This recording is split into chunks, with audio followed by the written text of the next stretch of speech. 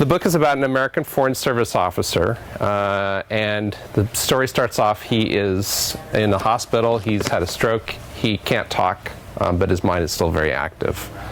The story is about him being in China during the founding of the Chinese Communist, well, not the Communist Party, but while they were fighting the Japanese during World War II.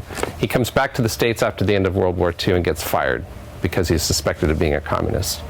So I wanted to explore a bit about what that means psychologically, and just trying to understand his story internally. It's told from 7 different perspectives, which makes it kind of complicated. I initially had 7 unique chapters, but my brother suggested that I mix things up. The person that this story is based on is John Service, and he actually went through this struggle of being fired by the Foreign Service, later getting reinstated. But he went through hell to get reinstated, and he got his back pay and his pension and all that.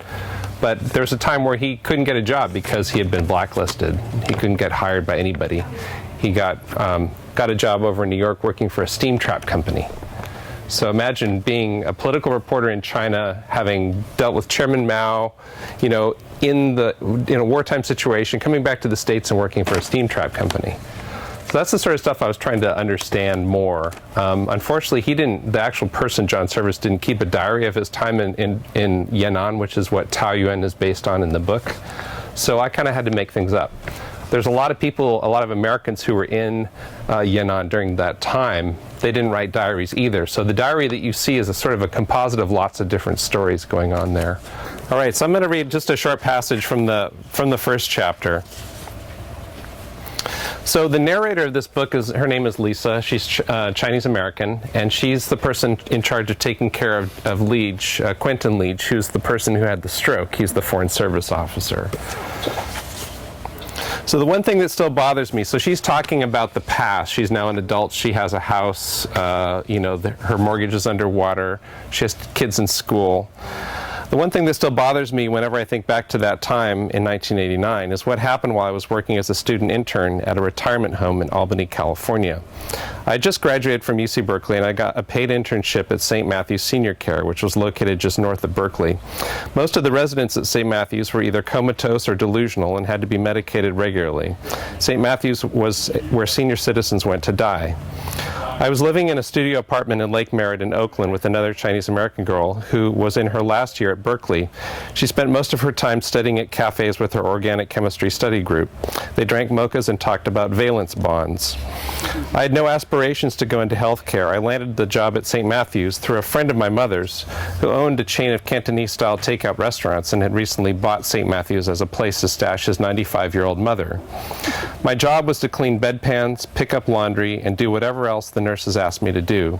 Grunt work was reserved for people like me because it was cheaper than paying nurse union wages.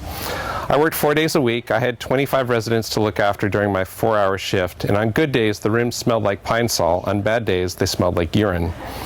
There were 8 nurses on the day shift. 3 were Filipino. They did most of the work. The other 5 non-Filipino nurses showed up for work and did very little. If the weather was good, the nurses wheeled residents out to the garden so they could get some sunshine. If it was raining, the nurses wheeled the residents into the movie room and popped in a VHS tape of My Three Sons, Mayberry RFD, or other shows. The nurses, meanwhile, were hooked on Jeopardy and The Price is Right. I had been at St. Matthew's only 2 weeks when Mr. Leach arrived. An ambulance brought him from Altamonte Hospital. One of the Filipino nurses said that Mr. Leach had suffered a stroke and had recently emerged from a coma. A doctor came by on the second day and said that Mr. Leach was paralyzed everywhere but his eyes. He couldn't speak or move. So this is something called locked-in syndrome, where you're unable to speak or move, but your brain is operating, functioning somewhat, and you can have thoughts. So the story gets into his internal thoughts without him being able to say anything. And what happens is while he's in the hospital, his former lover from China comes and visits him. And Lisa's trying to figure out what the relationship is between this woman and Leach. And so that sort of drives the story. She wants to find out how these two met and what happened back in China back in 1940, 46, 45. Can you tell us about your year in Beijing? My year in Beijing? Okay, that sounded like a plant because that's my wife asking. So if you have time, you can see all these. I'm here in 1988 in Beijing University with all the foreign students. You probably can't see me, but I'm somewhere in here, and I'll challenge you to find me because I had more hair. I was there the year before Tiananmen. There was a lot of protesting going on about corruption, about opportunities for students.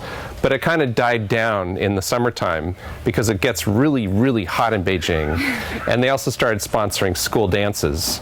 So if you think about protests and you think about sexuality like you had in the 60s, and this is really going out on a limb here, so don't quote me on this, but I kind of think that when you have students protesting, but then you have dances, that the protests sometimes die away. That obviously didn't happen the following year, and it was a very tragic thing what happened in 1989, because things got so bad in China with corruption, with nepotism. So when I was at Beijing University, a lot of students complained that the kids of higher officials were given jobs at the very nice government positions, and they were basically told, well, you've graduated from Beijing University, now go off to a faraway place and teach in an elementary school.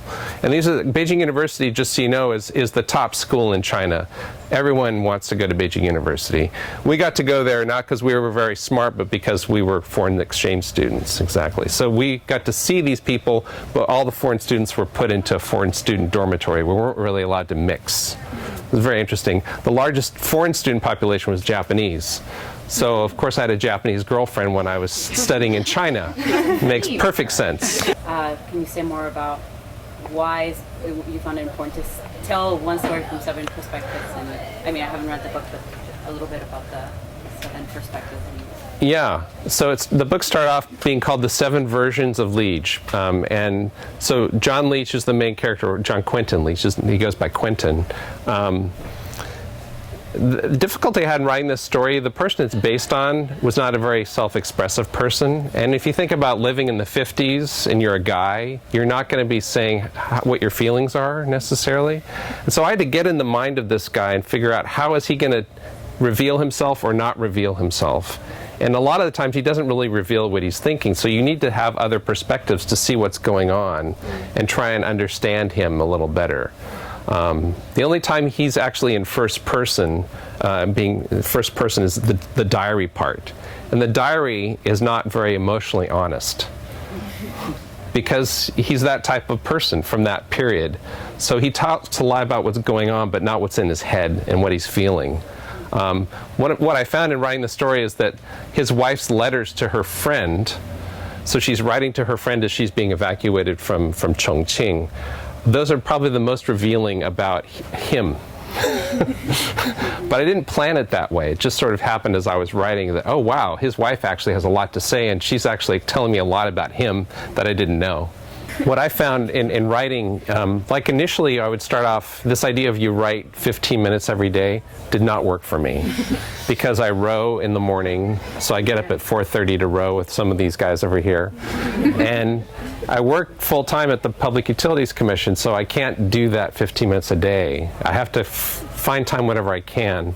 And I tend to write in little vignettes sort of things or ideas, and then maybe after a couple months I start to put them all together and try and arrange them. So it's about creating little things like little cookies and then trying to make a cake out of it. Frosting. Yeah, and sometimes they make no sense and you have to throw them out. And that's the hardest part, is you think you're so proud of this one little cookie, you're like, this cookie just doesn't belong. Tom. So you mentioned learning about this character from the letters like it was something sort of surprising to you out of your own creative process. So how much of the book and the story did you go into writing it knowing, and how much just sort of revealed itself to you as you went through the process? That's a really good question, because when you're writing historical fiction, what I found is that there's so much base stuff you have to learn. So it's like going to college again. And you have to get the events down, you have to get the sensibilities, the pressures, all the things that are playing on the people who are in your story.